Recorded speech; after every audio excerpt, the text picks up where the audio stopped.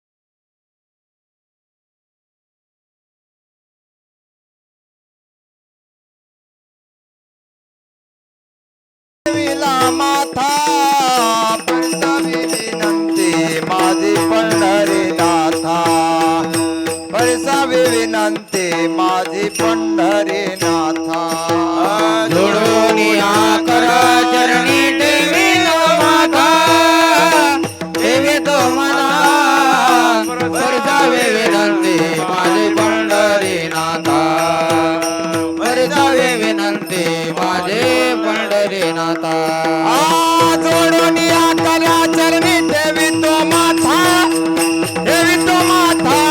परसावी विनंती माझी पंढरीनाथा जोडून या कर चरणी ठेवी तो माथा ठेवी तो माथा परसावी विनंती माझे पंढरीनाथा ओम नमो दानेश्वर ओम नमो दानेश्वर ओम नमो दानेश्वर ओम नमो दानेश्वर हे करुणा करा दया करुणा करा दया तुमचा अनुग्रह लादलो पावन झालं चराचरी करुणा करा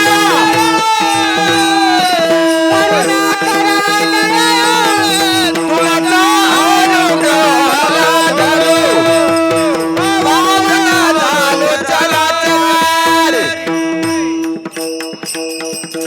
पांडुरंगा गुरु प्रथम नमन दुसरे चरण संताची त्यांच्या कृपादाने कथेचा विस्तारू बाबाजी सद्गुरुदास तुका मनोजवं मारुत तुल्य बेगम जितेंद्रियं बुद्धिमतां वरिष्ठं वातात्मजं वानरायुत मुख्यं श्रीरामदूतं शरणं प्रपद्ये नागेंद्रहराय त्रिलोचनाय भस्मांगरागाय महेश्वराय नित्याय शुद्धाय दिगंबराय तस्मै नकराय नमः शिवाय शरदिंदु समाकारे परब्रह्म स्वरूपिणी वासरा पीठ निलये सरस्वती नमस्तुते विठ्ठल विठ्ठल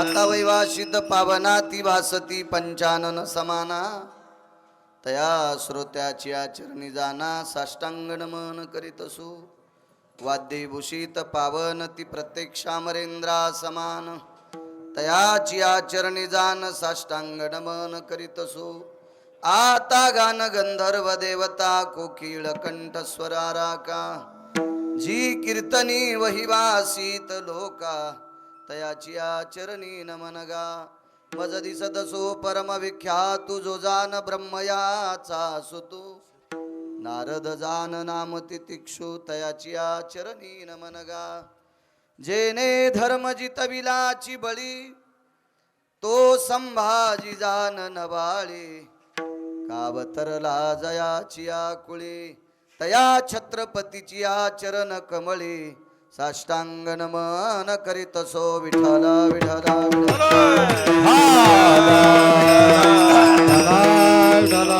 आता भिनो वाग्विलाशिनी जे चातुर्यार्थ कला कामिनी ते श्री शारदा विश्वमोहिनी नमिली मिया नदी दिव्य गोदा तटीचा विलासी सदा प्रिय जो सज्जना वैष्णवासी जयावर्णिता प्रेमात्यंत चित्ता नमस्कार माझा श्री गुरु एकनाथा शिव भोळा चक्रवर्ती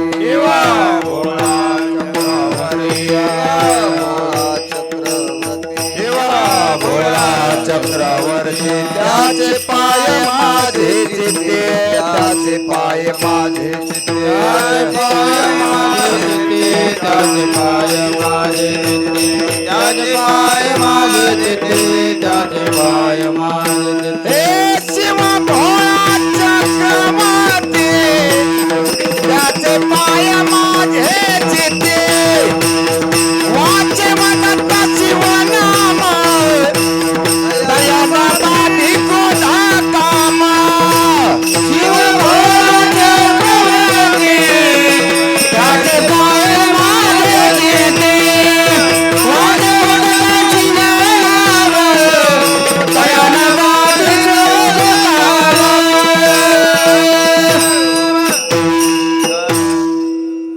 ब्रह्मांडाचा धनी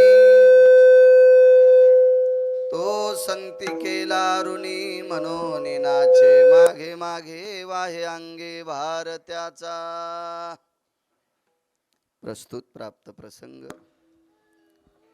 निवडलेला अभंग विश्वमान्य विश्वभूषण विश्वाधिकार विश्वप्रिय शांती ब्रह्मनाथ बाबा यांचा प्राप्त प्रसंगी निवडलेला अभंग विठाला विठाला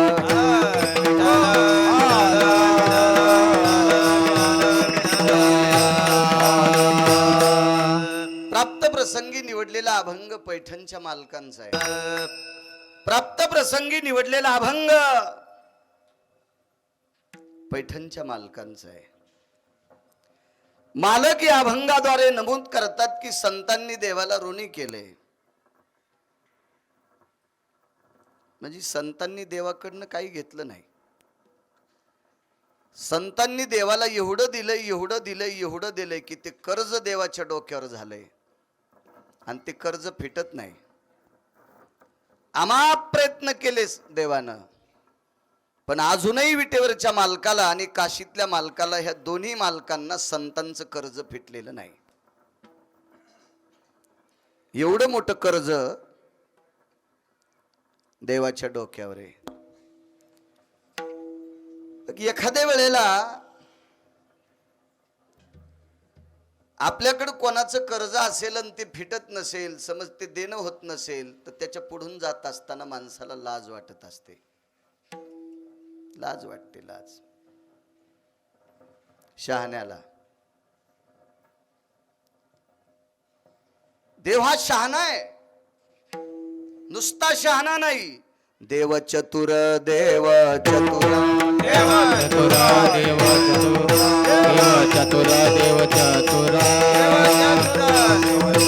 धानोनी अंतर वर्ततसे धानोनी अंतर वर्ततसे देव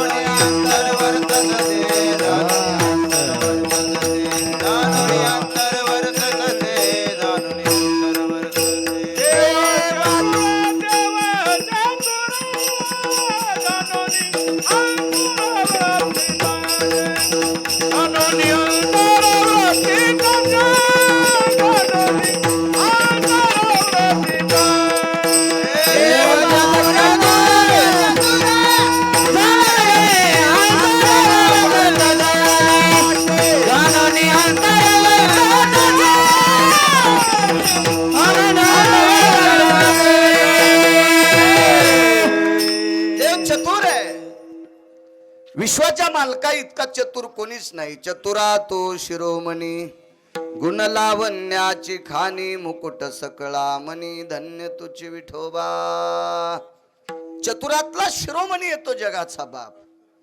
देवाच्या लक्षात आलंय की आपल्याकडचं हे संतांचं कर्ज फिटत नाही. काही प्रयत्न केले तरी फिटत नाही. मग करायचं काय? मनोनी नाचे मागे मागे. नाचणं म्हणजे घुंगर बांधून नाही. जी काही संतांकडे कमतरता असेल, अडचणी असतील, ती काम करणं. मनोनी नाचे मागे मागे, वाहे अंगे भार त्याचा. जेवढी पडलेली कामं असतील ती स्वतःचा भार देव संतांच्या कामाचा घेतो. साकडे पडोने दी काही व्यथा, आपणची माथा ओढवी. जर संतांकडे काही संकट आली तर ती सगळी ओढून घेतो, आपल्या डोक्यावर ओढून घेतो. एका जनार्दनी संत, त्रिलोक्यात मुकुटमणी. संत या त्रिभुवनात मुकुटमणी. संतांसारखं मोठं जगात कोणी नाही. विठाला विठाला.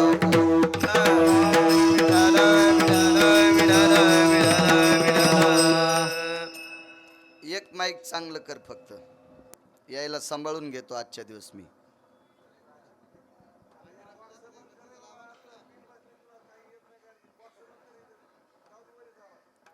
हे बंद कर. हे ज्याच्यातून आवाज येतोय ते बंद कर. घाबरू नको, काय ताण नाही, होत राहत असते असं. जाऊ दे जाऊ दे. काय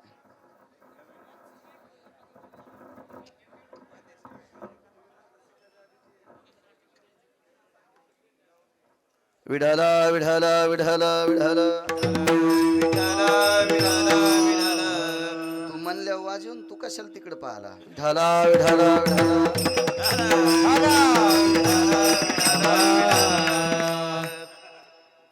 तुम्ही जेवढा आशीर्वाद देताल तेवढा अभंगावर बोलण्याचा प्रयत्न करेल. मोठ्या श्रद्धेने, मोठ्या अट्टहासाने, मोठ्या भावयुक्त अंतकरणाने चालत असलेली ही परंपरा. शिवरात्री, महाशिवरात्रीचा पर्व काळ. गेल्याही वर्षी हा शिवरात्रीचा उत्सव सोपानराव बिडवे एक छोटेसे उद्योजक आहेत. ते काळ्या मातीशी नाळ असलेलं कुटुंब. व्यवसायाच्या निमित्तानं छत्रपती संभाजीनगर या शहराच्या ठिकाणी वास्तव्य केलं आणि उद्योगामध्ये मन घातलं आणि स्वतःच्या प्रपंचापुरतं छोटंसं गोडसं अस्तित्व सोपानरावांनी निर्माण केलं. त्याच्यातून धर्मकार्य थोडंसं करावा या अनुषंगानं गेल्याही वर्षी मला येण्याचा योग आला, याही वर्षी येण्याचा योग आला. महाशिवरात्रीच्या पर्व काळावर 5 पर्वण्या आहेत. आपल्याकडे 29 उपवासाला महत्त्व सांगितलं. एक अर्ध उपवास सांगितला, एक टाइम जेवून, त्याला सोमवार म्हणतात. आणि हे एकादशी सारखे 24 एकादशीने ह्या 5 पर्वण्या. उत्तम उत्तम शिवरात्री 5 पर्वण्यापैकी एक पर्वणी आहे. आणि त्याच्यापैकी 5 पर्वण्यापैकी एका पर्वणीचा उत्सव सोपानराव तुम्ही मोठ्या श्रद्धेनं करतात. आलेल्या भक्तगणांना फलाहाराचं वाटपही करतात. तुमच्या उद्योगाला भगवान शिवशंकराची, विटेवरच्या मालकाची कृपा लाभो. ज्ञानोबराय, तुकोबराय, नामदेवराय, चोखोबराय, नाथबाबा, सावता महाराज, सेना महाराज, रविदास महाराज, कबीर महाराज, गोरोबा काका या सर्व संतांचा आशीर्वाद लाभो. सद्गुरू समाधीधन बालानंद स्वामींचाही आशीर्वाद तुम्हाला लाभो. आणि तुम्ही ज्या क्षेत्रात काम करतात त्या क्षेत्रात गरुडाच्या पंखाने उंच भरारी घेऊन पुनश्च आपलं एखादं अस्तित्व निर्माण करो, अशी भगवंतानं ती पूर्णता तुम्हाला देव, अशी विश्वाच्या मालकाच्या चरणी प्रार्थना. विठाला विठाला विठाला.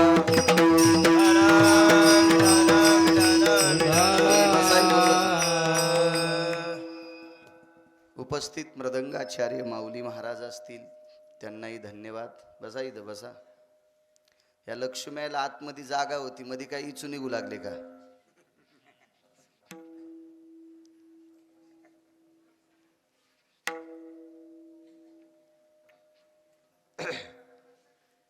याच गावातील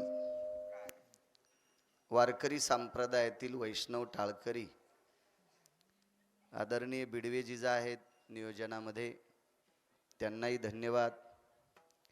गाणं क्षेत्रातली बुलंद तोप गोड पद्धतीनं कसं गातात, संप्रदायाचं मर्म आणि त्याला स्वर कशा अभंगाला असावा अर्थदृष्टी ठेवून अभंगाला स्वर लावणारे, आपल्या परिसराला लाभलेलं गोड सरत्न आदरणीय गान कोकिळा शिवाजी महाराज काकडे ते सुद्धा आहेत. तथा त्यांच्यासोबत चाल म्हणणारे गोड गायन क्षेत्रातलं रत्न आदरणीय आमचे मुजमुले महाराज आहेत, त्यांनाही धन्यवाद. जिजा सुद्धा आज आहेत. याच गावातलं तात्विक वारकरी संप्रदायातलं गोडसं रत्न, गाथ्यावर ज्यांचं गोडसं प्रभुत्व आहे, आमचे हरिभक्तीपरायण आदरणीय रामेश्वर महाराज सुद्धा आहेत.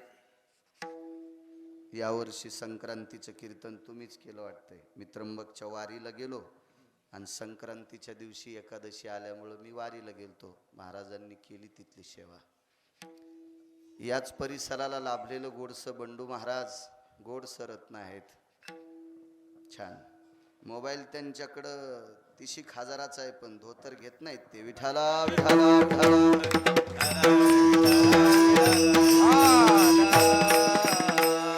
लेकी बोले सुने लागे, सगळ्यांनाच अंगावर इस्तू घ्या आज. विठाला विठाला.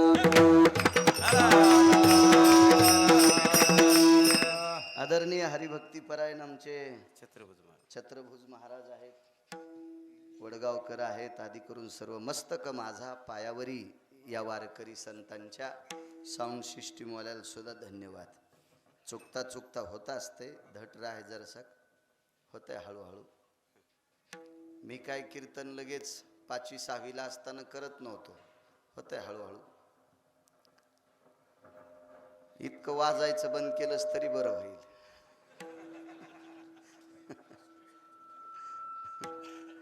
उपस्थित पंचक्रोशीतून आलेली सोपानराव तुमच्या प्रेमाकरता दरवर्षी नित्याप्रमाणे ठरलेली श्रोते मंडळी परिसरातली येतील.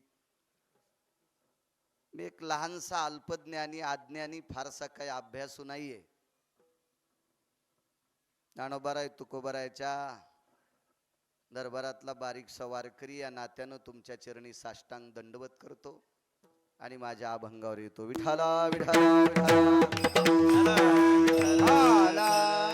सोबदार तुम्ही शांत उभं राहा. तुम्हाला येत नाही त्याच्यातलं काही, उभं राहता इथं शांत.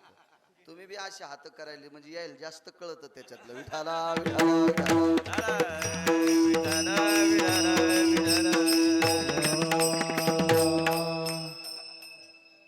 ब्रह्मांडाचा धनी तो संती केला ऋणी. कर्ज आहे संतान देवावर. संतांचं किती मोठं कर्ज देवावर. ज्ञानोबाराय तुकोबाराय जर जन्माला आले नसते तर देव आपल्याला कळालाच नसता. देव कशाला म्हणते ते आपल्याला कळालं नसतं. आणि देवालाही देव पण आलं नसतं, तो वैकुंठातच राहिला असता. महाराज हे राजकीय क्षेत्रातल्या मोठाल्या लोकांचे, त्यांचे कार्यकर्ते, त्यांचे देव असतात. आता ते त्याला किती मानतात निवडून आल्यावर त्याची त्याला माहित.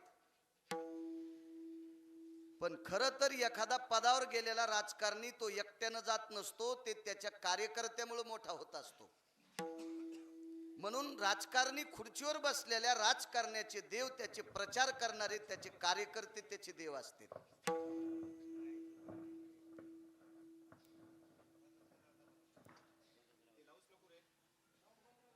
एखादा एकच व्यक्ती त्याच्या मागं पुढे जर माणसं नसतील आणि ते प्रचाराला फिरत असेल तर त्याला कोण भूत मानीन का? होय तात्या. त्याचे कार्यकर्ते त्याचे देव असतात. चपला उघडूस तर फिरतात ते. हे त्या मोठ्या कार्यकर्त्याचे देव, त्या नेत्याचे देव त्याचे कार्यकर्ते. आणि पंढरपुरातल्या काशीतल्या मालकांचे जर देव कार्यकर्ते कोण असतील तर ज्ञानोबाराय तुकोबाराय. आमुचिया भाई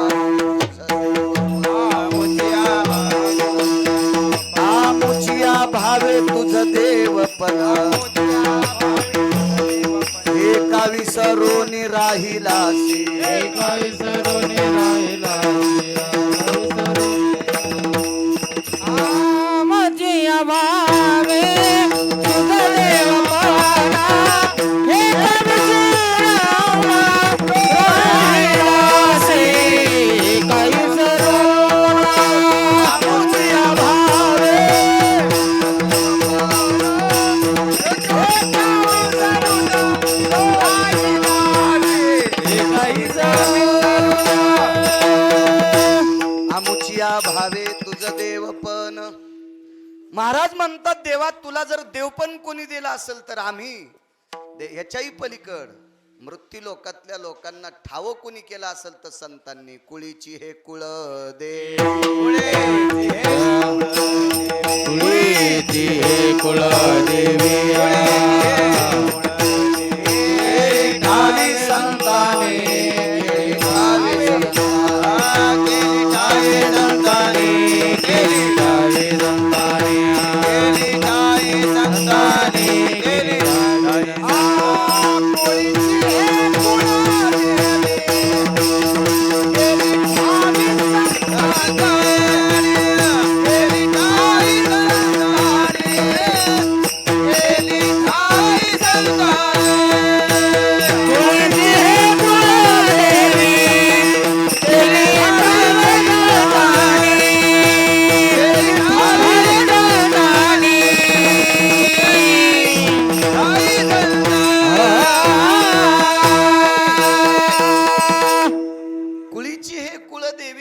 ठावी संताने जर ज्ञानोबराय तुकोबराय नामदेवराय चोखोबराय नाथबाबा नसते तर देव माहित नसता झाला. आणि आपल्यात आणि उसातल्या डुकरात काही फरक नसता राहिला. आपली माणसं जरी आपण असेल ना तर माणूस हा माणूस म्हणून जर जगत असेल तर यांच्यावर सुद्धा ज्ञानोबराय तुकोबरायची कृपा आहे. हे जर जन्माला नसते आले ना तर आपण फक्त शरीरानं माणसं राहिलो असतो. आपल्यातून पशुत काही फरक नसता राहिला. एवढी मोठी ताकद संतांची आहे. देवावर कर्ज आहे संतांचं. एक हरामखोर प्रचंड मस्ताडला नालायक होता तो. त्याला नीतिमत्ता कळत नव्हती. बुजदिल होता, भ्रमिष्ट होता. एवढा उपद्रव करून सोडला त्यानं, एवढा उपद्रव करून ठेवला. किती संतांचं देवावर कर्ज आहे पहा. देवांचा राजा काशीतल्या आणि पंढरीतल्या मालकांकडे गेलेला आहे. देवांचा राजा, देवांचा, माणसांचा नाही. त्याचं नाव आहे इंद्र. आणि ज्या वेळेला इंद्र काशीतल्या आणि पंढरीतल्या मालकांकडे इंद्रानं स्वतःची व्यथा सांगितली. प्रजा हैराण आहे.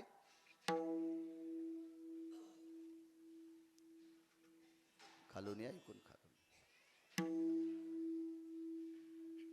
तो काही आटोक्यात येत नाही, तो मरत नाही. मी फारसा प्रयत्न केला पण तो संपत नाही. देवाने सांगितलं इंद्रा ह्या 4-2 दिवसात आपण काहीतरी प्रयत्न करू आणि त्याला संपवण्याचा प्रयत्न संपून टाकू.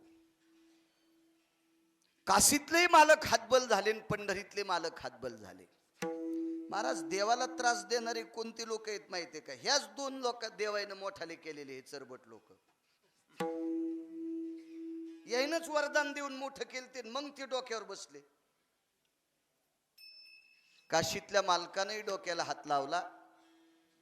पंढरीश पांडुरंग परमात्म्याने डोक्याला हात लावला. संतांचं कर्ज किती देवावर पहा.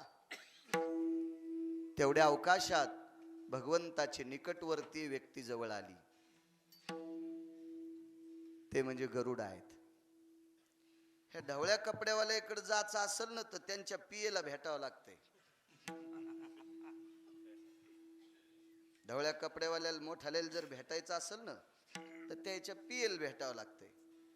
तसं पंढरपुरातल्या मालकाकडे सरळ सरळ जायला कोणाच्या बापाची ताकद नाही. त्यांचा पिये दारात बसलेला आहे. कान धरून या. त्याच्यापाशी आधी कान धरावं लागते, नम्रता दाखवावं लागती, लीनता दाखवावं लागती. मी लायक संपन्न आहे असं जर गरुडाला कळालं तर मग गरुड परमेश्वराला म्हणतात देवा हिशोबात हे येऊ द्या जवळ. नाही तर मग गरुड सांगून टाकतोय हे चरबट हे लायकीचं नाही, याला चंद्रभागेत पुरलं तरी मोक्ष नाही. लायक संपन्न गरुड आहे. देवाच्या निकटवर्ती आहेत गरुड. आणि ते गरुड महाराज भगवंताच्या जवळ आले. त्या दोघांनी कपाळाला हात लावले. खिन्न को भवायम. आपण खिन्न कशा करतात, उद्विग्न कशा करतात, नाराज कशा करतात. गरुड हुशार आहे, हुशार गरुड आहे, हुशार हुशार.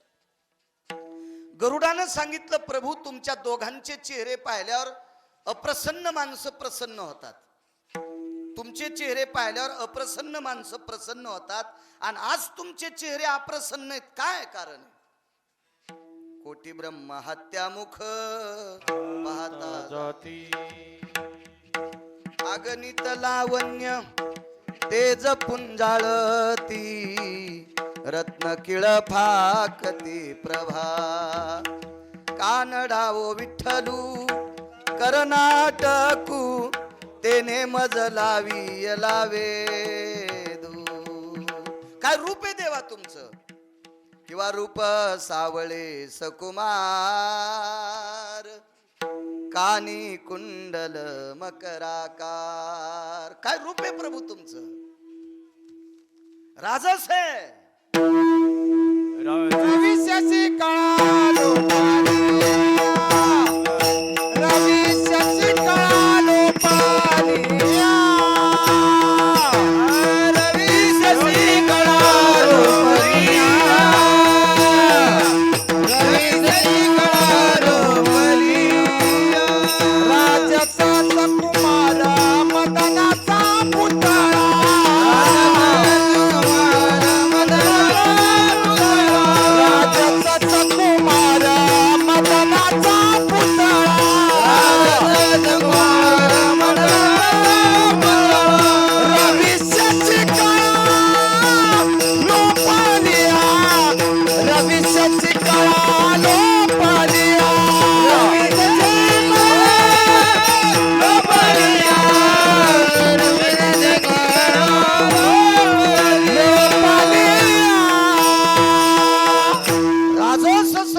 मदनाचा पुतळा रवी शशिकळा लोपलिया. महाराज चंद्र सूर्याचा प्रकाश ज्याच्या तेजा पुढे लाजतो, इतके तेजस्वी प्रभू तुम्ही आज नाराज दिसतात, काय कारण आहे? आळंदीतल्या मालकांना सांगा, त्याच्यासारखं गोजरच कोण नाही. रूप पाहता लोचनी, रूप पाहता लोचनी, रूप पाहता लोचनी, झाले हो साधने, झाले हो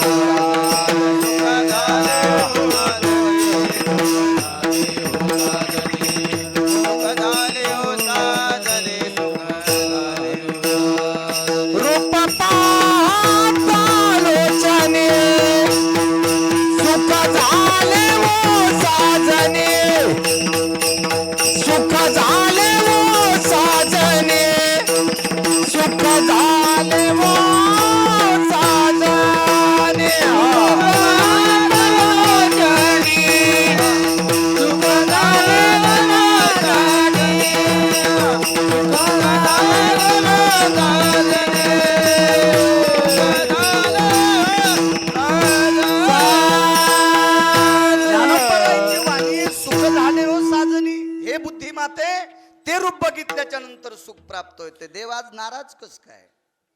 पाहता श्रीमुखे सुख ढोळियाची भूक नवजे माझ्या. महाराज सुख सुद्धा सुखावत, इतकी त्या रूपात ताकद आहे. आज ते रूप नाराज आहे, अप्रसन्न आहे. दोन्ही मालक, काशीतले मालक आणि पंढरीतले मालक. गरुडाला चिंता आली, गरुडाने विचारलं, प्रभू काय कारण आहे? काही नाही म्हणे गरुडा, एक हरामखोर आहे, भीषण पापी आहे, आणि तो सनातनी लोकांना त्रास देतोय. सनातनी कोण माहितीये का? निष्ठेनं परमार्थ करणारी लोक. या निष्ठेनं परमार्थ करणाऱ्या लोकांना तो हरामखोर त्रास देतोय, आणि तो मरेपर्यंत प्रजा सुखी होत नाही. गरुडानं सांगितलं, मला त्याचं नाव सांगा. त्याच्याकडे जातो, तंगड्यान पायानं उचलतो, आणि चोचीनं सगळ्या अंगाला छिद्र पाडतो, आणि त्याला संपून टाकतो. काशीतले मालक म्हणले, गरुडा काय येड्यासारखा बोलायला, तुला एकच चोच, माझ्या त्रिशूळाला 3 चोची येतात. तर माझ्या त्रिशूळानं ते भडवं मरण, आणि तू एका चोचीन काय मरण? चोळंके साहेब. पंढरीतल्या मालकानं सांगितलं, गरुडा सुदर्शनाला आदेश दिल्यावर पृथ्वीवर एक झाड राहत नाही, इतकी सुदर्शनात ताकद आहे. पण 4-5 बाऱ्या त्याच्यावर सोडलं, ते भडवं मरतच नाही. गरुडाने विचार केला, कठीण काम दिसतंय. तुमच्या दोघांच्या जे संपत नाही त्याला मारणार कोण असेल? तेवढ्या अवकाशात एक महात्मा आले आणि महात्म्याला देवाला सांगितलं, देवा काळजी करू नका, त्याला मारणारा एका पवित्र गंगेच्या तीरावर हजर आहे, जा तिथं. देवानं सांगितलं, गरुडा हे आपला राजा आहे का 222 दिवे आहेत त्याच्या गाडीला, त्याला घेऊन जा.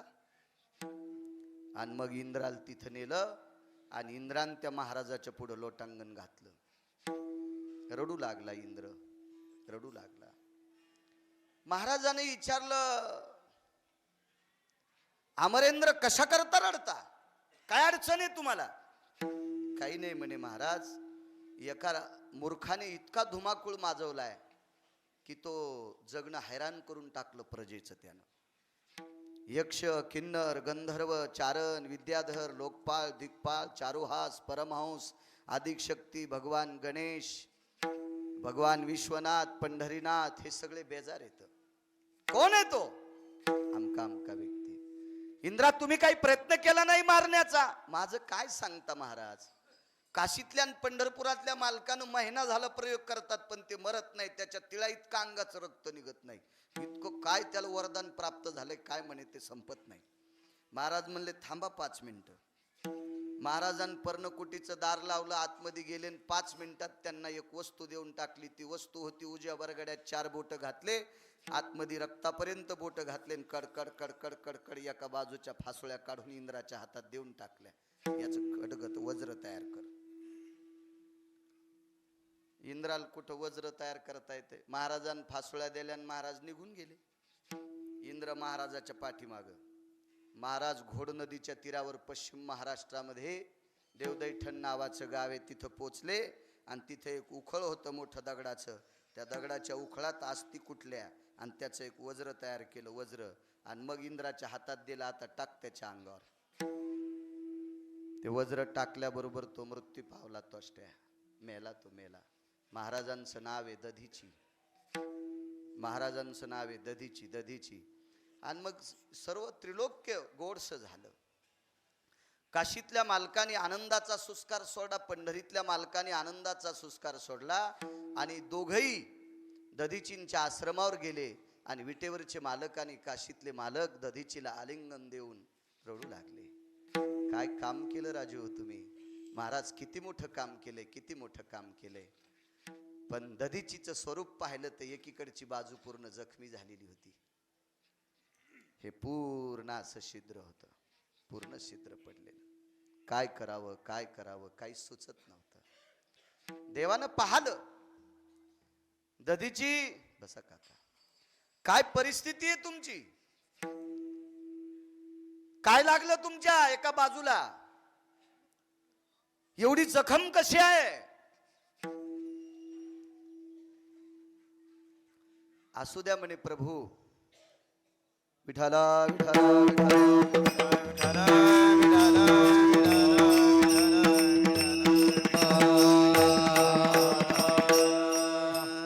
प्रभू, इंद्राला तुम्ही पाठवलं माझ्याकडे गरुडाला. एक राक्षस मरत नव्हता, त्याला मारण्यासाठी मी आतुट प्रयत्न केला तुम्ही, पण तो मरत नव्हता.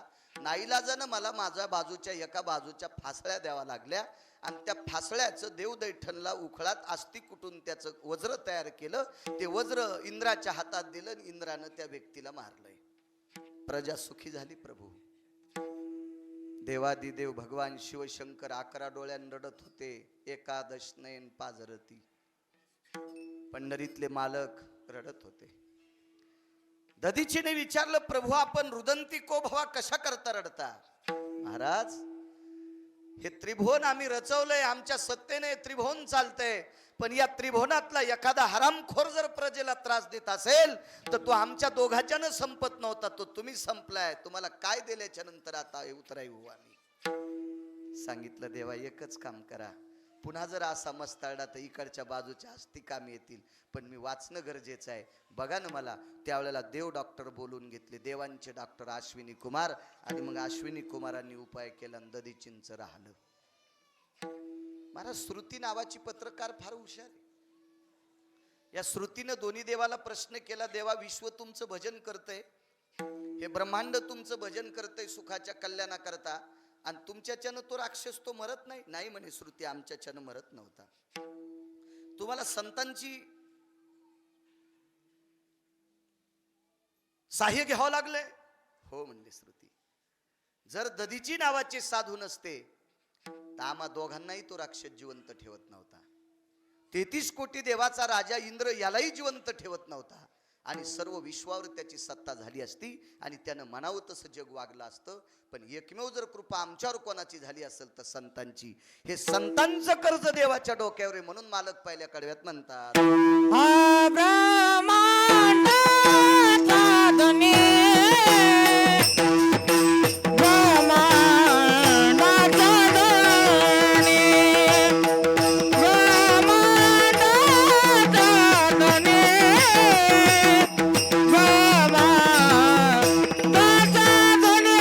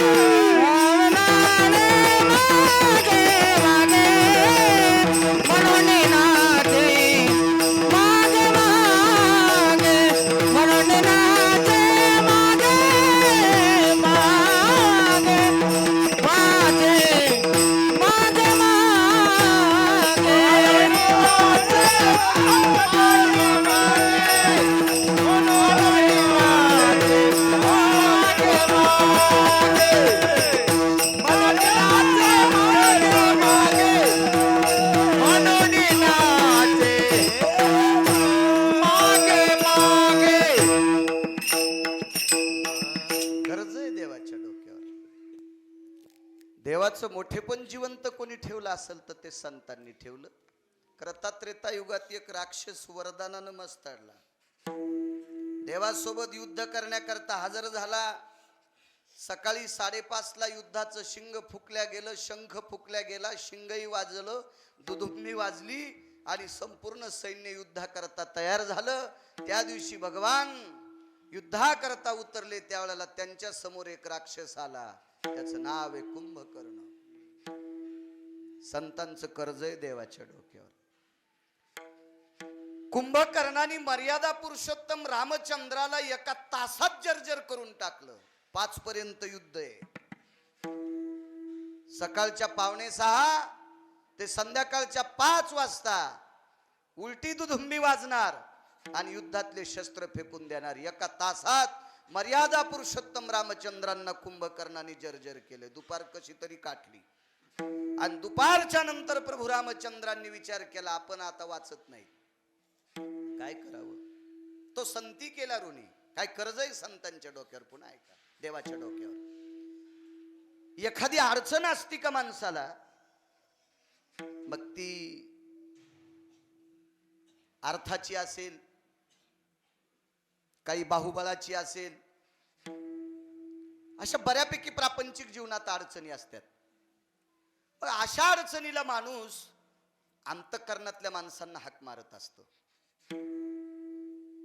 मर्यादा पुरुषोत्तम रामचंद्र हे दोघच जण तिथे आहेत. एक भगवान लक्ष्मणजी आणि प्रभू रामचंद्र. बाकी 18 पद्म वानर, 72 कोटी रिसन, 56 कोटी गोलांगुळ आहेत. देवाचे डोळे भरून आले, अंतःकरण रडत होतं आणि मनोमनी मारुतीरायाची आठवण केली. हनुमंता, आता हे बेट मला जगू देत नाही, काय करावं? मारुतीरायाची आठवण केल्याबरोबर मारुतीराय हजर. काय प्रभू, काय अडचण आहे? कशा करता आठवण केली माझी? काही नाही बेट, वाचू देत नाही मला. हे तुम्हाला मारतय? हनुमंता, शेंडीतला घाम पायताना आला रे. इतकं जर्जर करून टाकलंय मला त्यानं मला. तो मरत नाही रे, तो मला मारायच्या मागे. मारुतीरायानं प्रभूला सांगितलं, प्रभू माझ्यासारखा सेवक तुमच्या सोबत असताना माझ्या मालकाला हात लावायची कोणाची मायवी आली? एवढं काम करत असताना मारुतीरायानं स्वतःला सेवक म्हणून घ्यावा. कुठलंही पुराण वाचा, मारुतीराय स्वतःला महाराज कधीच म्हणले नाही. आणि मारुतीराय सारखा महाराज जगात कोणी नाही. येऊनी जन्मला मरकट, तो वैष्णवा माझी अतिश्रेष्ठ. हनुमंत मनावया कनिष्ठ, ऐसा पापिष्ट कोण आहे? मारुतीराय सारखं भजनही कोणी केलं नाही. एक जण म्हणला, मी पाकिट पण घेतलं नाही अजून, भाकरी खाल्ल्यान सुंबळ्या तो तिथं. भाकरी खाल्ल्यान तिथल्या. मारुतीरायन भाकरी सुद्धा खाल्ल्या नाही. पाला खावोनी या वाहिले पर्वत, पाला खाओनी आवाहिले, पाला खावोनी या वाहिले पर्वत, पाला खाओनी आवाहिले करवर, बांधियला शेतू सिंधुवरे, बांधिला सेतू सिंधुवरे, बांधिला सेतू सिंधुवरे. भजन केलंय पाला खाऊन आणि काम बी केलं. पर्वत वाहिले, समुद्र बांधला, सेतू बांधला, पूल बांधला, तो पाला खाऊन. केवळ वनीचे वनचर, पाले खावीर वानर, चारी मुक्ती त्यांच्या किंकर, सवे सुरवर वंदिते. रानातले वंचर आहेत. केवढा मोठा महात्मा, पण स्वतःला सेवक. रामरायाच्या सेवका. भगवान मर्यादा पुरुषोत्तम रामचंद्रांचे मारुतीराय सेवक आहेत. स्वतःला कधीच महाराज बनवून घेतलं नाही. कधीच नाही, कधीच नाही. आमची पदवी चुकली तर आम्हाला राग येतो. नुसतं बाळू महाराज गिरगावकर टाकलं, हरिभक्त नाही टाकलं तर कोकण्या मग शिवानी बाळू महाराज फुगतो. हो, हरिभक्त नाही टाकलं तर काय काय अवघड गोष्ट महाराज. हे विश्व हलवायची ताकद ज्या मारुतीरायानं स्वतःला कधी महाराज म्हणून घेतलंच नाही, त्या मारुतीरायानं सांगावं, प्रभू माझ्यासारखा गडी असल्या मालकाला कोण हात लावीन? सेवक दास म्हणजे गडी आहे. माझ्यासारखा गडी आहे तुमच्या पाठीमाग. काय कुंभकर्णाची माय व्याली तुम्हाला हात लावायची? जाऊ दे हनुमंता, ह्यात बोलण्याच्या गप्पा आता. माझं हृदय काय म्हणते हात लावून पाय ना, बशीतल्या चहासारखं हलायले. मारुतीरायाने विचार केला, प्रभू सांगतात त्या अर्थी बेट शक्तिशालीच आहे. कर्ज बघा संतांचं. आणि मारुतीराय सटवीकडे गेले. सटव्या 7 असतात. बाई बाळांतीन झाल्यावर 5वीच्या दिवशी भावले काढते सटवीचे, माहित असतील ना तुम्हाला. मी वाचिलं म्हणून माहिती आहे, मी थोडेच कोणाच्या बाळातपण केले. सटवी, राक्षसांची सटवी तिच्याकडे गेले मारुतीराय. महाराज काय निष्कलंक महात्मा, की ज्या महात्म्याला देहूतल्या मालकाने शरण जावा. शरण शरण जी हनुमंता. आणि ते मारुतीराय सटवीला प्रणाम करतात. माय माय म्हटले. माय कशा करता? रामागड्याची आवडी मोठी, रामप्रभूंची आवड होती याच्या करता सटवीला माय म्हणाले. तिने विचारलं, काय रे दादा? ती आरतूरच बोलली. तिला काय अकलीचा कांदा थोडाच होता. ती रानून बुजून राक्षसाची सटवी होती ना ती. काय रे, काय काम आहे तुझं? काही नाही म्हणले. माय मला कुंभकर्णाचं मरण सांग. सोळंके साहेब ती म्हणे कुंभकर्णाचं मरण सांग. आणि मग सटवी म्हणली, लंका पेटवायला आलं तसं दिसतंय ग. हुशार होती ती का. ती हळूच कोण म्हणली, आमच्या मालकाच्या दाढीन मिशा त्वाच जाळल्या होत्या का? हो हो म्हणले, मॅच केलेलं मेकअप आपण मग त्याच घामान खाली गेलं. आपण ज्या राज्यात राहतो त्या राज्यातल्या राजाच्या दाढींविषयानं दुपारा जाळल्यात मेकअप राहतो होय तिच्या तोंडाला, गळाच गळून गेलं घाम, लटलट कापू लागली. म्हणे मला मरण सांगता येतं, पण मी जर तुम्हाला कुंभकर्णाचं मरण सांगितलं ना तर रावण मग घर सकाळी पेटून देतो. मारुती राय म्हणले मी आता पेटितो, तुला सांगावंच लागेल ना आता. नाही नाही, पण ते सगळं झालं तुमचं काम करून जाताना मला रावण मारीन, विश्वास येतो करी स्वामीवरी सत्ता. हा, हे काय सामान्य संन्यासी समजायलीस का मला? असं मारुती नाही म्हणले, मी म्हणायलो मारुती राय म्हणजे सामान्य संन्यासी होते का? ते का बायको जागवायचा कटाळा म्हणून लग्न केलं नव्हतं का? महाराज, नैष्टिक ब्रह्मचर्य जर कोणाचं असेल तर ते जगातला एक नंबरचा संन्यासी असेल ते मारुती राय होते. मारुती रायचा बलाची देवता आहे. तुम्हाला एखाद्या देवाचं नाही स्मरण झालं तरी चालू द्या, पण गावाला जाताना किती कामाला गडबड असेल तर चप्पल काढून मंदिराच्या बाहेरून जरी मारुती रायाला नमस्कार केला तर यश प्रदान होतं. इतकी मोठी ताकद त्या देवतेत आहे, एवढी मोठी शक्ती आहे. त्या बाईला सांगितलं, बाई तुला विश्वास देतो, आधा कदा आम्ही जरी हरलोत तर तुला घरासगट उचलून नेतो आणि अयोध्येतलं जिल्हा परिषद पद तुला देऊन टाकतो. 10-5 गावाची जहागिरी मग तू होय, नाही तर तू या पोराल कर, नाही तर पप्याच्या मालकाल कर, पण देऊन टाकतो तुम्हाला, काय हरकत नाही. तू आमचं ऐक, सांग एकदा मरण. हे पहिल्यापासून असं पुढारी देतच राहते बारकाल्या लोकायला, विठाला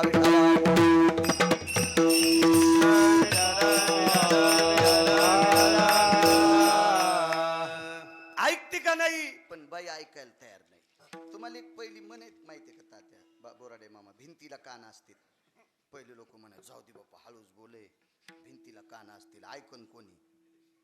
ती म्हणली मी सांगत नाही, मी लिहून देते. 6वी शिकलेली होती ती, 6वी शिकलेली होती लय 6व्या शिकलेल्या बापा.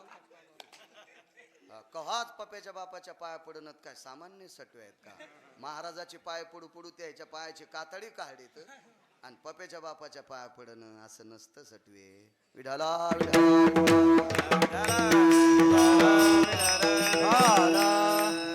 शिकलेली 6वी होती ती म्हणली मी लिहून देते.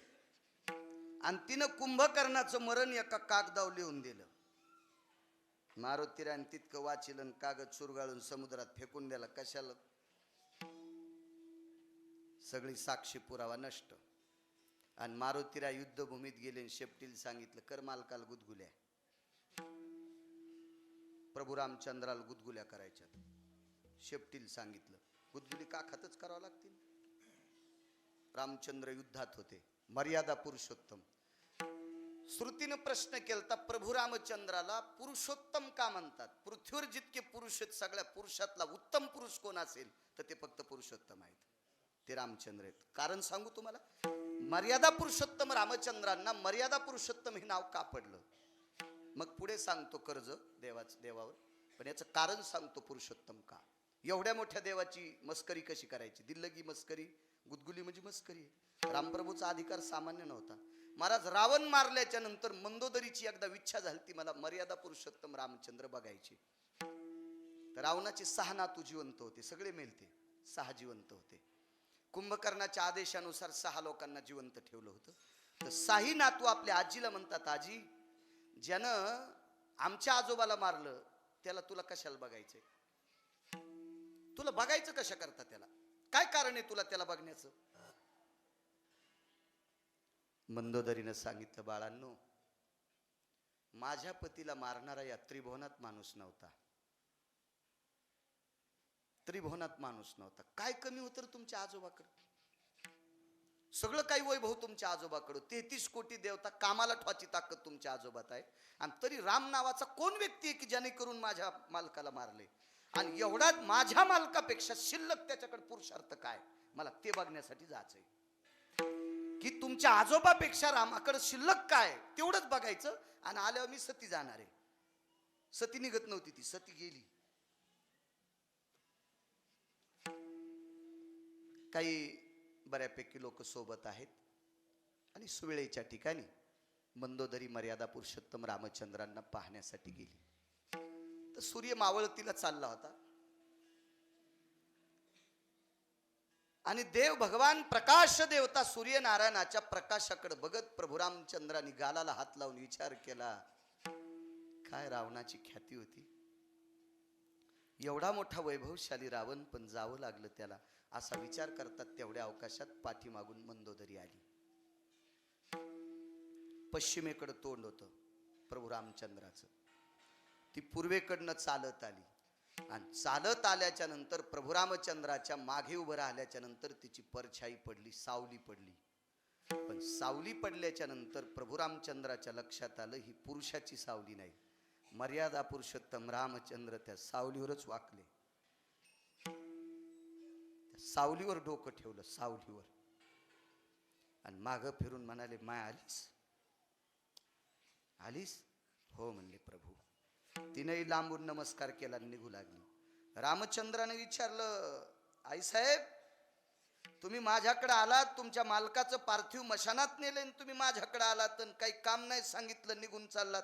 माझं काम झालं म्हणे प्रभू, झालं माझं काम झालं. मर्यादा पुरुषोत्तम रामचंद्राने विचारलं, एका मिनिटात काम कसं झालंय?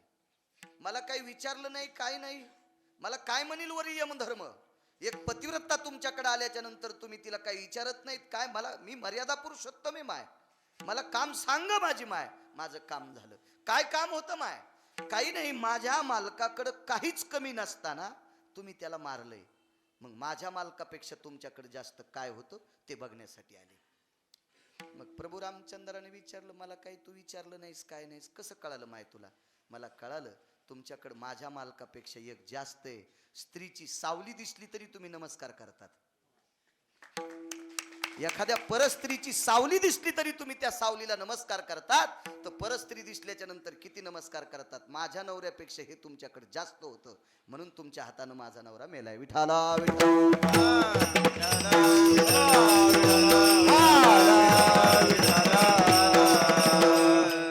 आणि महाराज त्या तालमीतले मारुती राय, त्या वर्गातले मारुती राय, एवढा मोठा पुरुषोत्तम महादेव, आणि त्याची मस्करी कशी करायची? शेपटीनं नाकार दिला. शेपटी तर मारुती राहायचीच, त्यांच्याच अंगाचा एक भाग आहे. तुम्ही अजून बी लक्षात घ्या, लोकांचे पडलेले 50 रुपये मोटरसायकलवर जाणाऱ्याचे पैडे, खिशातून पैडे या खिशात ठेवले ना. फुगर सोसायटीचा अध्यक्ष होता, लय लोकायला डायरीच्या पुढून नोटा ठवाचा नाद आहे, बायकून खुरपिलेल्या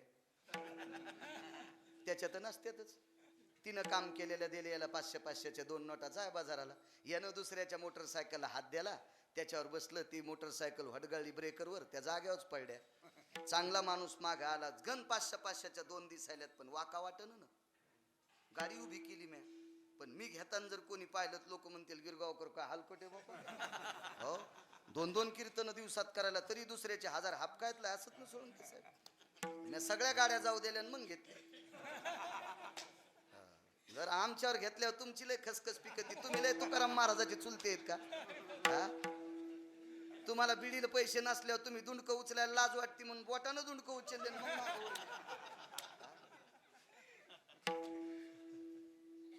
हात आपलाच आहे, पण एक मन सांगते उचलू नको. एक मन सांगते उचलू नको, ते कोणाचे तरी आहेत. त्या धनावर तुझा अधिकार नाही, उचलू नकोस, तू उचलू नकोस, इतकं मन म्हणते. चला महाराज, मारुतीरायची शेपटी आहे, पण त्या शेपटीला एक मन सांगतंय नको गुदगुल्या करू. तू अशा माणसाची शेपटी आहेस की त्या माणसानं आयुष्य प्रभू रामचंद्रासाठी उघडलंय, आणि त्या प्रभू रामचंद्राची मस्करी करतेस तू. मारुतीरायनं शेपटीला बजावून सांगितलं, बेटे तुझ्या विरहित जीवन जगल, ऐकलीस तर ठीक आहे. शेपटीने विचार केला, इतक्या पवित्र साधूच्या बाजूला सरकायचं नाही, आणि म्हणून नाईलाजानं शेपटीनं प्रभू रामचंद्राला गुदगुल्या करायला सुरुवात केल्या. तरी हिंमत नव्हती, हळूहळू हातानं झट केली. मारुतीरायनं सांगितलं, अगं कर ना गुदगुली. आणि मग तिनं जास्त मस्करी केल्याच्या नंतर प्रभू रामचंद्रानं हात लावल्याबरोबर मागं पाहिलं, कोण रे? पाहिलं तर मारुतीराय पुढे आहेत. कर्ज सांगतोय देवावर संतांचं. हनुमंता काही वाटतंय तुला? काय प्रभू? अरे जीवनभर माझं भजन करतोस रे. अरे सगळ्या जगाला माहिती तू माझा सेवक आहेस. अरे त्रिभुवन हादरत रे तुला हनुमंता. आणि तुझ्यासारख्या सेवकानं मालकाच्या गुदगुल्या करावा, मस्करी करावा? अरे मी बेजार आहे सकाळपासून, मला ते राक्षस बेचैन करून टाकलंय त्यानं मला. म्हणले प्रभू मेलन ते मेलं ना, मगाच मेलं, 5-6 मिनिटापूर्वी मेलं. फिरून पाहिलं तर कुंभकर्ण रथात उताना पडल्याला, पालथा पडलेला कुंभकर्ण. मारुतीरायाकडे सांग पाहलन, म्हणले कसा मारलास रे? गळ्यात शपथ म्हणले, आपुली या पायाची आण, आपुली या पदीची आण, तुमच्या पायाची आण घेऊन सांगतो, मी नाही त्याला मारलं, मी नाही मारलं. जगाचा बाप रडत होता हनुमंता, अरे विश्व माझ्या ताब्यात आहे, देखवी ऐकवी एक नारायण, वृक्षाचे पान हाले ज्याची सत्ता, ही सगळी ताकद माझ्या हातात येते. बेट मला मरत नव्हतं, तुझ्याशिवाय मला नाही. म्हणले प्रभू आपुलिया पदीची आण, जे कुक्षिस्तलो भयो यापका वात्सल्य भय व्याप्ती सोय, अंजनी सगर्भा पाय आणतीची हो. जिने मला पोटात वागवलं त्या माईची आण घेऊन सांगतोय, मी नाही याला मारलं. मग मारलंय कोणी? तुम्हीच मारलंय. काय बोलतो हनुमंता? अरे सूर्य बघायलाय वरून, अरे पुरच थुकतील माझ्या तोंडावर, मी त्याला नाही मारलं रे. ऐका ना प्रभू, या कुंभकर्णाला मरण त्याच्यात होतं, विरोधकाची पाठ पाहिली त्या दिवशी तो मरत होता, आणि तुम्ही त्याला पाठ दाखीत न गेली. मग मस्करीच्या निमित्तानं तुम्ही माझ्याकडे पाहिलं, तितक्या टायमात तुमची त्याची पाठ पाहिली त्यानं, आणि तितक्यात तो मरून गेला. महाराज ब्रह्मांड नाचत होतं, ब्रह्मांड नाचत होतं. काय हनुमंता, जर मारुतीरायाने हे केलं नसतं तर त्या देव वाचत होता का? हे संतांचं देवावर कर्ज आहे, म्हणून मालक पहिल्याकडे ब्रह्मांडाचा धारी, ब्रह्मांडाचा धारी, ब्रह्मांडाचा धारी, ब्रह्मांडाचा धारी, ब्रह्मांडाचा धारी, ब्रह्मांडाचा धारी, ब्रह्मांडाचा धारी.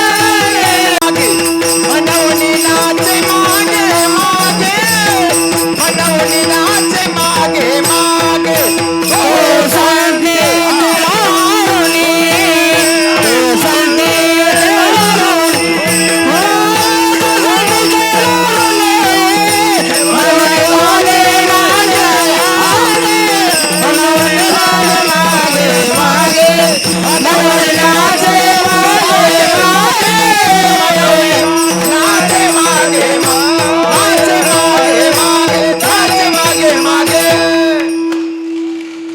कर्ज आहे संतांच्या डोक्यावर. विढाला विढाला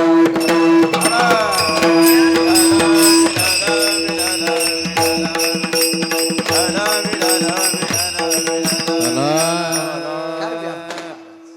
जर मारुतीराय सारखा महात्मा मर्यादा पुरुषोत्तम रामचंद्रांना भेटले नसते तर प्रभू रामचंद्राचं एकही काम सुरळीत झालं नसतं. हे मारुतीरायाचे थोर उपकार, थोर थोर थोर थोर, हे कर्ज आहे संतांच्या डोक्यावर. एकदा इंद्र एका सभेला गेले, सभा देवांची होती. त्या सभेमध्ये इंद्र पोचले. ब्रह्मदेव सत्यलोकाचे मालक, वैकुंठाधिपती पंढरीश पांडुरंग परमात्मा, कैलासपती भगवान शिवशंकर आहे, सगळे काही त्या ठिकाणी हजर आहेत. त्या सभेमध्ये इंद्राने स्वतःचा प्रस्ताव मांडला. प्रभू, माझी प्रजा हैराण आहे, काय करावं या प्रजेला? आता जगणं बेचैन झालंय प्रजेचं. मी नाना प्रकारचा उपाय केला, पण प्रजेसाठी अन्न पुरत नाही. नेमकं करावं काय? विढाला विढाला विढाला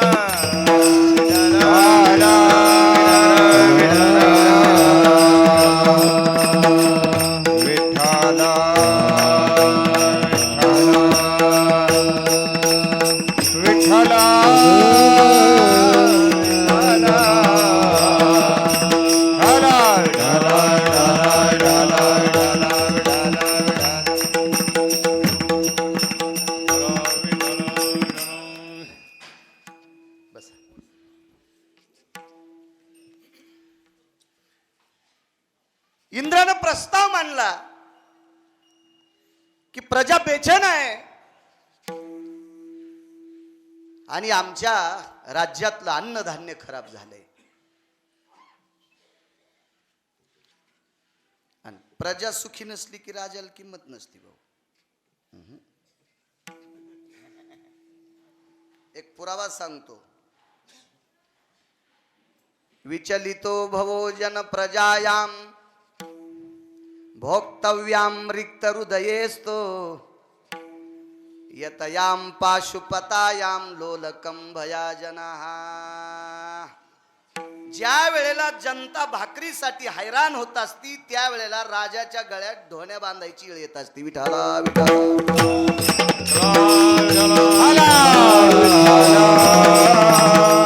33 कोटी देवाचा राजा इंद्र भाऊ. अमृत खराब झालं, काय करावं. तो संती केला ऋणी.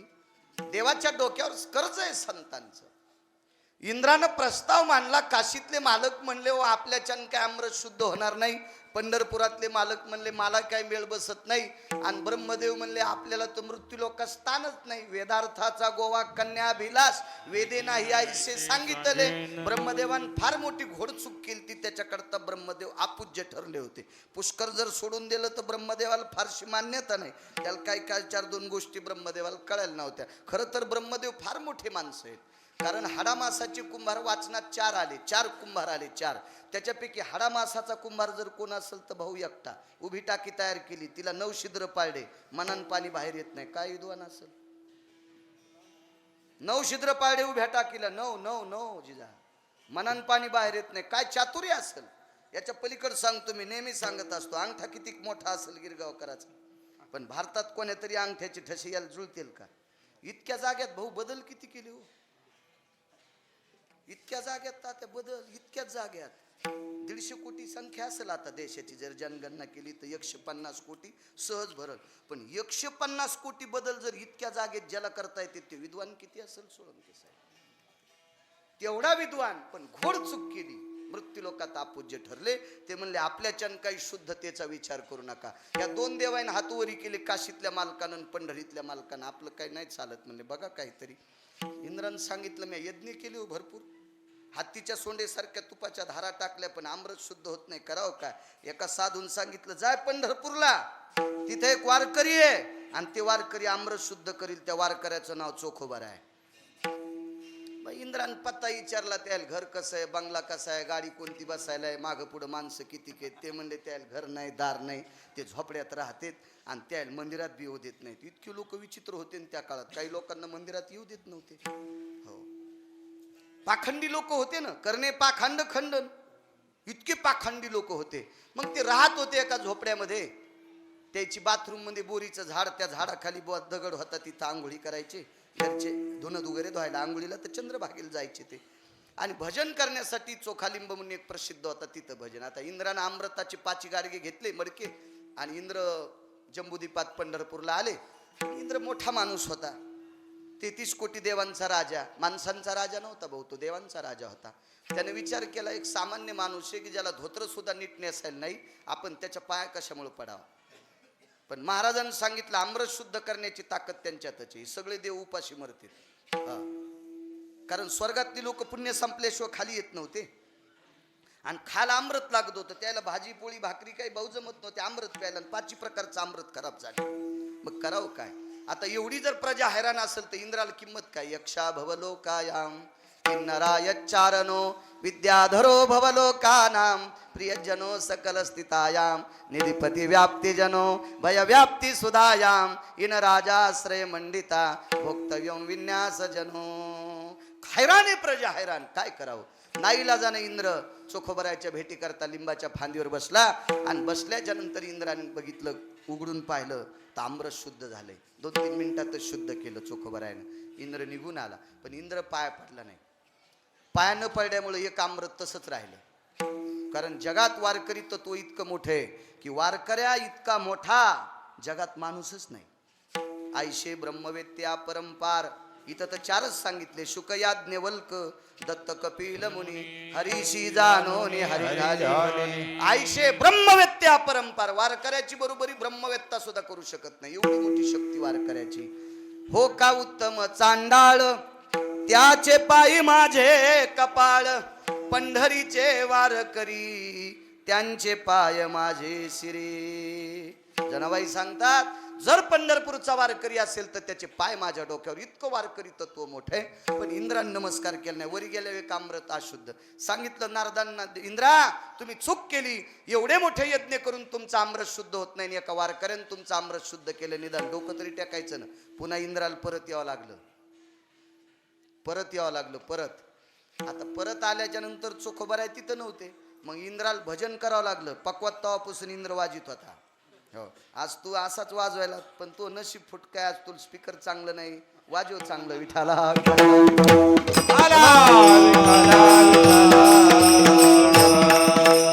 या बी वस्तू ओरिजिनल आहेत. पण आता काही नवरा इतका उल्हासदार असतो पण पप्याच माईल भजे तळता येणं करता काय त्यानं सगळं आणलं. पण ती कलही मोठी होती. बंधा डबारीची लाय. पण त्याला भजे तळता येणच ना तिला. काय म्हणली पिठलंच.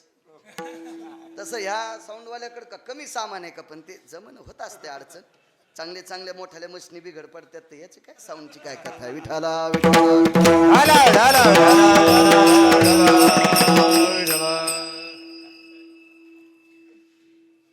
इंद्राने भजन केलं तिथं.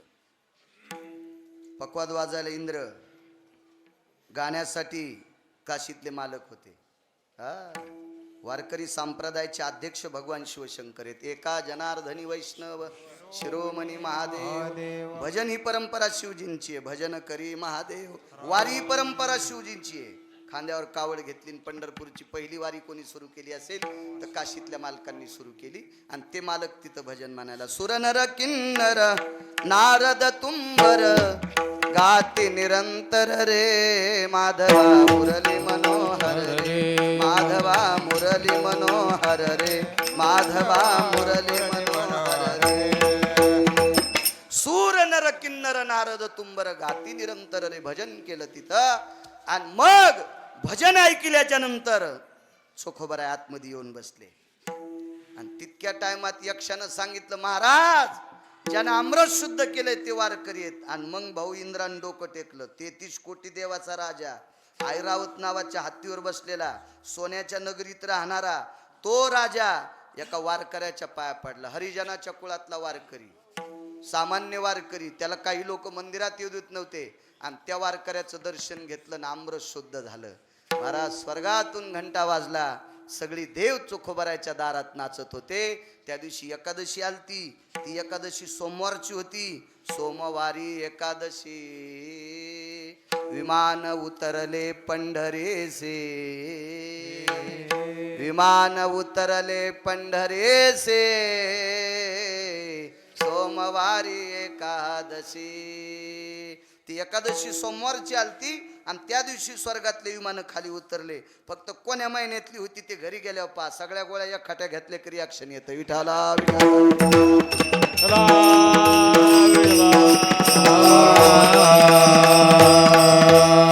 सर्व देवता आल्या. आणि चोखोबरायच्या ऋणातून कसं मुक्त व्हा. कसं ते चोखोबराय काय घेतच नव्हते. ते काय आमच्यासारखे महाराज होते का पाकिट घेणार. या कर्जातून मुक्त होण्यासाठी लक्ष्मीला लावून दिलं पंढरपुरातल्या मालकानं. आणि सांगितलं लक्ष्मी मग ऐकत नाही चोखोबराय तू अस्त्र वापर. आणि लक्ष्मीनं 5 घागरी भरल्या आणि लिंबाखाली नेऊन ठेवल्या. कर्ज उतरायचंय. कारण चोखोबरायने देवांना जीव घातलंय. आमराही जीवविती. जिथं बेचेन आहेत देव. स्वर्गातला राजा बेचेन आहे. आणि ते काम चोखोबरायने केले. कर्ज उतरण्यासाठी 5 घागरी नेऊन ठेवल्या. हिरा माणिक पाचू. माणिक नावाचा माणूस नाही. माणिक एक षडवैरुण्य असते. हे षडवैरुण्याच्या घागरी भरल्या आणि तिथं नेऊन ठेवल्या. चोखोबरायने भजनच करणं बंद केलं त्या झाडाखाली. भाऊ 4थ्या दिवशी झाडच वाळलं. श्रुती विचारायला गेली. गरुड विचारायला गेला लिंबा तू वाळला कस काय. माझ्या मालकानं आयुष्यात कधी आदल्याला हात लावला नाही. आणि अशा पवित्र साधूचं मला रोज दर्शन होत होतं. ह्या धनामुळं साधू बाजूला गेलाय. झाडानं आत्महत्या केली.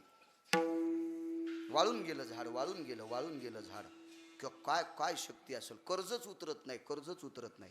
एवढं मोठं आपल्यावर उपकार केलाय. एवढं ऋण आपल्या डोक्यावर चोखोबरायचं झालंय. उतरायचं कसं.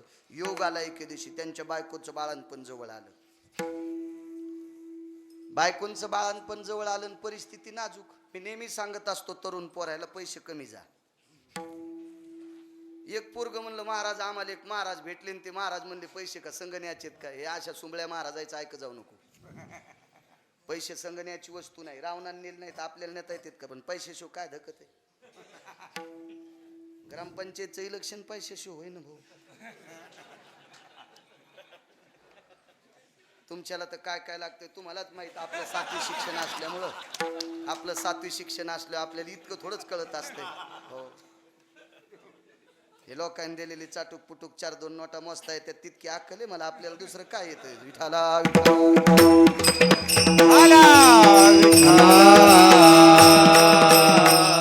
काय होतं पैशाशिवाय? संन्याशी बिन लग्नाचा दुपारा काय खाईन? पैसे लागतील का नाही? त्याला लागतील पैसे. एक सांगू का तुम्हाला? मोठ्याचं अर्थशास्त्र एक विद्वान महात्मा होता, त्याचं वाक्य होतं 2 लाखाचा मोबाईल घेणाऱ्यापेक्षा 2 लाखाची अंगठी करणारा एक श्रेष्ठ सांगितला. ते पोट्ट्याने विचारलं का हो 2 लाखाचा मोबाईल आणि 2 लाखाची अंगठी याच्यातला फरक काय? सकाळी 10 वाजता मोबाईल घेतला आणि दुपारी 1 वाजता इकला तर 50% इकतो. सकाळी 10 वाजता घेतलेला 2 लाखाचा मोबाईल भाऊ दुपारा 1 वाजता इकल्यावर केवढ्याला इकतो? 1 लाखाला. म्हणजे पुढचा म्हणतो ना काहीतरी याच्यात बिघाडे. आणि नसली तरी गरज आहे ना, नसली तरी गरज आहे. पण 2 लाखाची अंगठी घेतली आणि तोंड धुवायला बाथरूम मध्ये गेला, साबण लावला आणि हात झटकिली आणि संडासात अंगठी गेली. अंगठी संडासात गेली त्या शिद्रात पडली, पाणी सुटलं वरून भाडा भाडा भाडा भाडा गेली टँक मध्ये. बायको म्हणली माय काय कुच्चळ अंगठी झाली. मेंदू खराब झालेला तिचा, गोळ्या संपल्याला तिच्या. ते म्हणलं हो दी 2 लाखाची उपसायला किती लागन? 15,000 रुपये दिले आणि टँक उपशीला. अंगठी धुतली पुन्हा बोटात घातली. ती म्हणली घरातच येऊ नका, घरातच येऊ नका, तुम्ही संडासच्या टँक मधली अंगठी घातली. ते म्हणला येड्यावानी करू नकोस, ही आता बी इकली तर 9,000 तोळ्याच्या मागे पुन्हा वाढ येतं.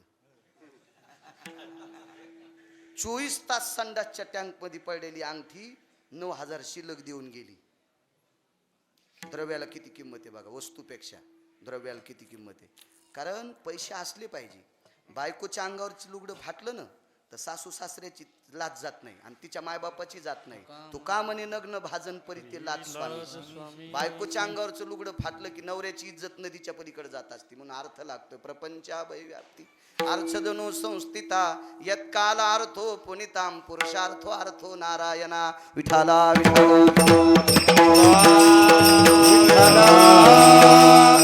पैसे नसले की माणसं विचारित नसते. तुम्ही अजून बी लक्षात घ्या, आपलं वाजलं की भावकी पण नीट बोलत नाही. एक लाख सांगू का तुम्हाला, माणसं पैशावाल्याच्या मातील जास्त जातात का गरीबाच्या? इमानदारीने तुम्हाला बाळू महाराजाची शपथ आहे शिवरात्रीच्या दिवशी. भाऊ जास्त कोणाच्या मातील जाते?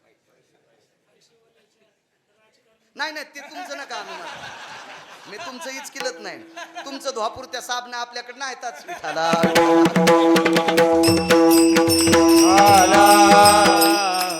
बरं पैशावाला माणूस की मेल्यावर त्याच्या मातील गेल्यावर बंडलं गवसत कशी वाजतात होय बंडू बुवा? आणि गरीबाच्या मेल्यावर का इचूड असतात का तिथं मसन वाट्यात? धोतर फाटून येतंय का? धनवंता लागी सर्व मान्यता तुम्ही कुठेही जा, कुठेही जा, तुम्हाला पटत जरी नसला तरी पैशावाला आल्यावर मान वाकवाच लागती. विठाला विठाला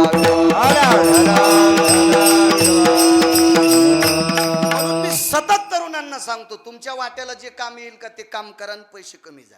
लागत असतात पैसे, मेल्यावर सोबत नसतात. अहो केळाचे सालटे घरी आल्यावर खात नसते, पण केळं सुखरूप येण्यासाठी सालटे संघ आणत असतात. तसे मेल्यावर पैसे नेत नसतात, पण मरुस तर लागत येत ना. अर्थो भय विज्जता, हा इज्जत हा शब्द तिथं नाही. अर्थो भव चारित्र्यायाम, चारित्र्य संपन्न माणूस जर मेला आणि त्याच्या कुळात जर चारित्र्य संपन्न लोक असतील तर 10व्याच्या दिवशी पिंडावर जर आदला नाही ठुला तर पिंड पावन होत नसतो आचरणशील लोकाला. आणि मग बाप मेल्याच्या नंतर पिंडावर जर आदला ठवाल नसेल तर मग पुरुषार्थ कुठं गेला की नाही मातीत? पैसे लागतील. म्हणून सुंबळ्याचं ऐक जाऊ नका. विठाला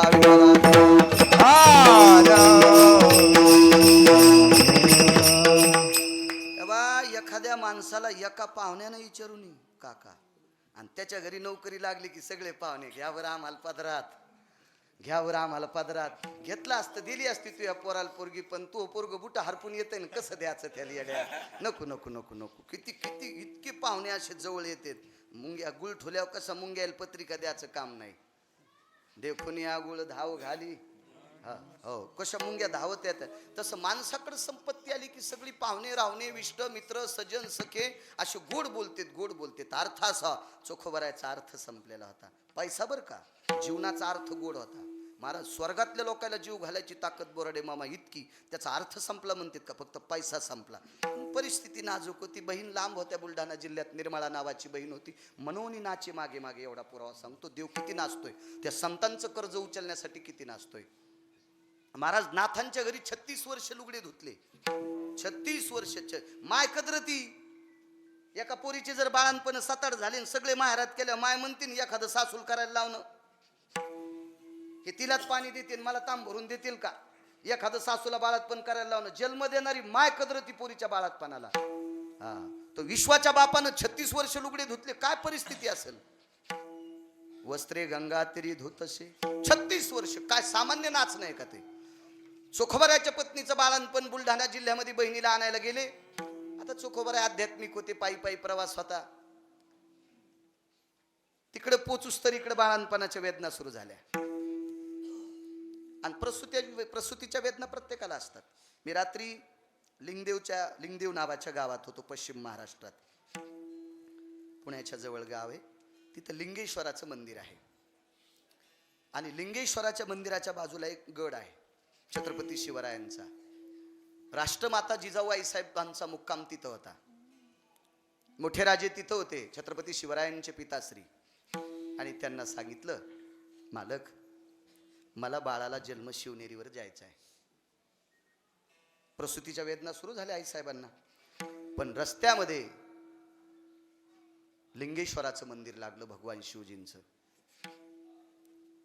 आणि शिबिकेमध्ये नेऊ लागले खांद्यावर पुढे 4 पाठीमागे 4 मल्ल होते आणि मधामध्ये राष्ट्रमाता जिजाऊ आईसाहेब भालदार चोपदार मोठं वैभव चालू होतं प्रसूतीच्या वेदना प्रत्येकाला असतात प्रत्येकाला माझ्या माईंनो तुम्ही मानवी जीवनात आहात तुम्हाला वेदना येत नवल नाही या देशातली गाय असेल या देशातली म्हैस असेल या देशातली शेळी असेल शरीरात जरी रूपांतर असेल पशुचं पण वेदना मात्र प्रत्येकाला सारख्या येतात आईसाहेब त्या शिबिकेत बसत असताना प्रसूतीच्या वेदना सुरू आहेत आणि विचारलं काय कोणतं गाव आले लिंगेश्वराचं मंदिर आहे अरे शिबिका खाली टेका म्हणे पालखी खाली टेका खाली उतरल्या आणि भगवान लिंगेश्वराच्या पिंडीवर डोकं ठेवलं महाराज देवा वेदनेनं मी व्याकुळ झाले रे मला शिवनेरीपर्यंत सुखरूप ने आणि मागितलं काय भाऊ माझ्या पोटी जन्माला येणारा बाळ देशाचं संरक्षण करणारा असावा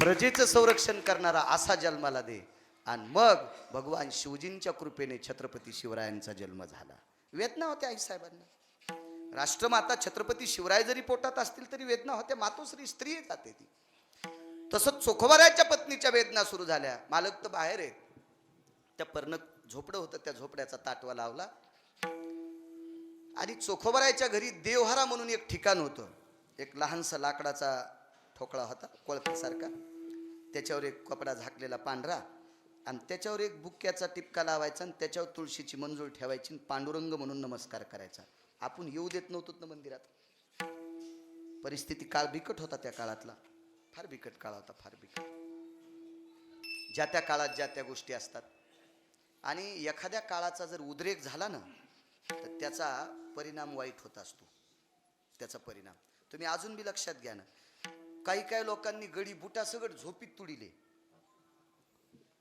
गडी बुटासगट झोपीत तुडिले आता त्याच्या नातू गड्याच्या पोराच्या गाडीवर आहे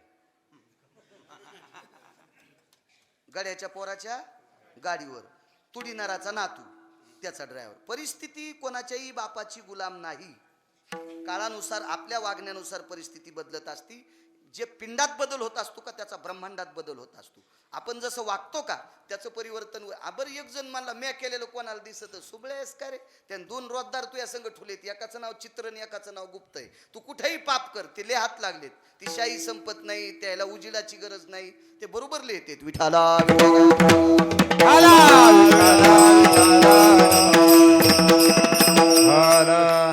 आणि मग दर्शन घेतलं आणि त्या ठिकाणाकडे बघत सांगितलं देवा देवा मी काही तुला नारळ फोडलं नाही, मी काही तुला उदबत्ती लावली नाही. मी कधी मधी चंद्रभागेचं रोजचं कधी मधी नाही, मी रोज चंद्रभागेचं स्नान करते. स्नान करता करता चंद्रभागेत मी संकल्प पण सोडा नाही की मला एखादा पुत्र दे, की मला एखादी मुलगी दे, मला काही दे, असं मी काही मागितलं नाही. देवा तू मनानं दिलंस ना रे, मग तू मनानं देत असतील तर आमचा अपमान कशाला करतोस? याचा आणि माझा निवाडा तू कर.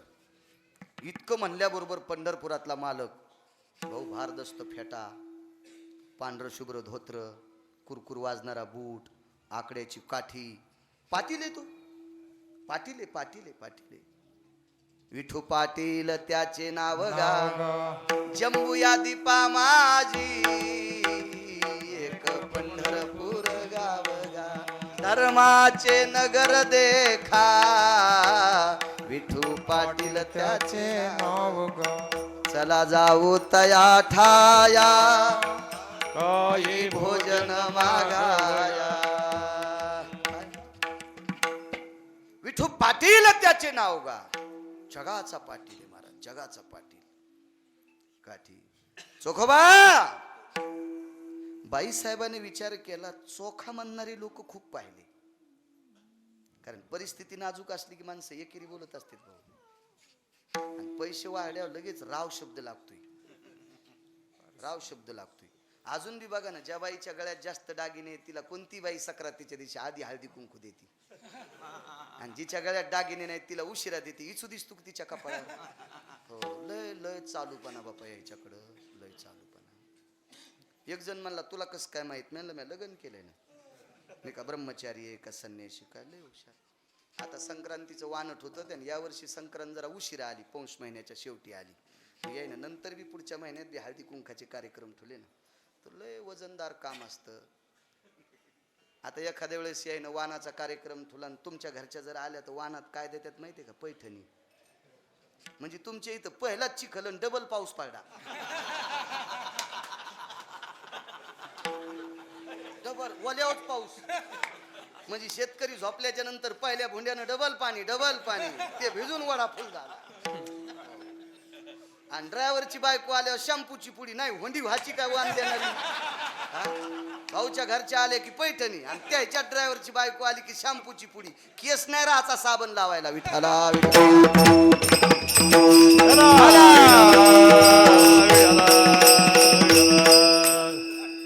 थोडे शंकेचे शिजत येतो, म्हणून त्याच्यामुळे मी पोरायला म्हणतो पैसे कमी जा रे, तूच जा हुशार. येत असते आडी अडचणीला कामी, कोण कामी येत नाही. हा, पैसेच कामी येत असते, तर कमी जा, कमी जा. चोखोबा. बाईचा पहिला पुरुषार्थ लक्षात आला, आपल्या मालकाला आदरानं बोलणारा कोण असेल. व्याकुळ होत्या बाई. आला दी त्या झोपड्याचा ताटवा काढान पाहिलं, काय रूप असेल महाराज, काय रूप असेल. पाहिली या वेध लावी काका, पाहिल्याबरोबर वेध लागले. इतका सुंदर जगाचा बाप होता. वेध लागले, वेध लागले. पण बाईनं पापण्या खाली केल्या, पापण्या खाली केल्या, पापण्या. कारण या देशाची संस्कृती फार मोठी आहे, फार मोठी. मला इतका गर्व होता की महाराष्ट्रातल्या बायकासारख्या बायका कोण्याच राज्यात नसत्या. मी नर्मदा परिक्रमेला गेल्यावर हरदा, नर्मदापुरम या जिल्ह्यामधल्या बायका लोकाची साळी कापणारी बाई पण पदर पडू देत नाही. कारण महाराणा प्रतापाच्या वंशातल्या बायका, धर्मनिरपेक्ष महाराणा प्रतापाच्या वंशातल्या. आपल्या आसूड सोळड्यावानी तसेच पदर खांद्या. आसूड पहिला शेतकरी होतो आता, आहे की नाही बाप्पा? आसूड आसूड असतो की नाही तसाच. नका का डोकं झाकीनं, तुमच्या कपाळा इथं खेळा ठोकलेला नाही त्याच्यामुळे पदर राहणार नाही, पण पाठ झाकून घेत जा. जर आपल्याला काही गुण येत नसेल तर भाऊ या सोपानरावनं केलेला सगळा खर्च मातीत जाणार, सगळा खर्च मातीत जाणार. कारण कीर्तन ऐकायचीच कशासाठी? काहीतरी गुण आला पाहिजे ना, थोडा तरी होणार. आजच्या शिवरात्रीपासून एक नियम करायचा, रोज सकाळी आंघोळ झालं की बालानंद स्वामीच्या दर्शनाला याच्या अगोदर पप्याच्या बापाच्या पाया पडायचं. जिच्या कपाळावर कुंकू, तुम्हाला गिरगावच्या बाळूची शपथ. आणि जी नवऱ्याच्या पाया पडत नाही ती बालानंद स्वामी पशी तिने आत्महत्या केली तरी तिला विमान नाही. कोदरून टाळ्या वाजिल्या याय ना, कोदरून.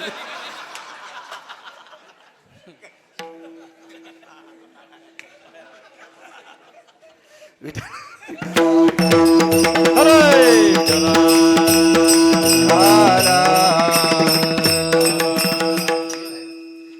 मी बोलतो त्या दिवशी माझ्याकडे जी जी माणसं येतात त्यांना माझं सगळं माहित आहे.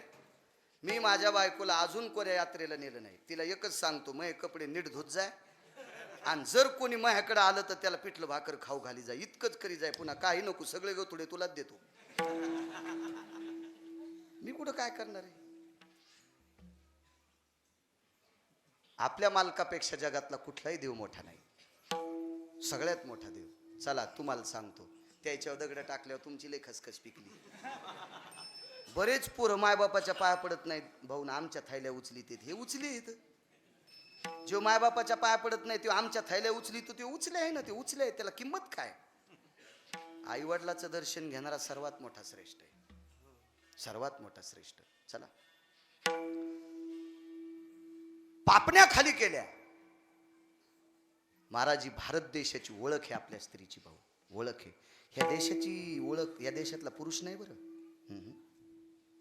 तुम्ही केवढं मोठं मंत्रीपद घ्या तरी तुम्ही देशाची ओळख होऊ शकत नाहीत. या देशाची ओळख या देशाची स्त्री आहे. राजकीय क्षेत्रात जर तुम्ही मोठे झाला असताल, लोक तुम्हाला मोठं म्हणत असतील, पण ज्या माईनं तुम्हाला 9 महिने पोटात ठेवलं ती किती मोठी असेल,